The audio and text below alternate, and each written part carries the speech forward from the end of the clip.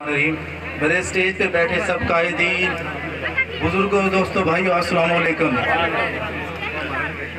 بھائی جان، یہ جو ہمارا الیکشن تھا، یہ ہمارا الیکشن لوٹوں کے خلاف تھا، یہ ہمارا الیکشن تھانے کے چاری کلچر کے خلاف تھا، یہ ہمارا الیکشن دوست دھاندلی کے خلاف تھا۔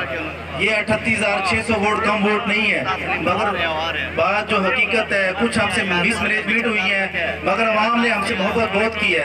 ڈور ٹو ڈور سب یوتھ نے کمپین کی، سب نکلے، سب نے ووٹ اکٹھا کیا، اور عوام نے بہت زیادہ محبت کا ثبوت دیا۔ مگر کیپٹن صاحب بیماری کی حالت میں بھی انہوں نے الیکشن کا ٹیسٹ کیا، ماشاءاللہ 38,600 ووٹ لیا۔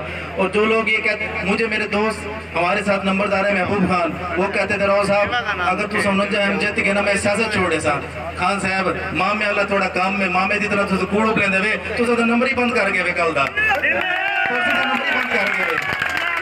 میری ہمتیں ابھی جھکی نہیں، میرے حوصلے ابھی بلند ہیں، مجھے ہار جیت سے کوئی غرض نہیں، میری جنگ سی سو میں لڑ گیا۔ کیپٹن عزت جو ہے زندہ باد۔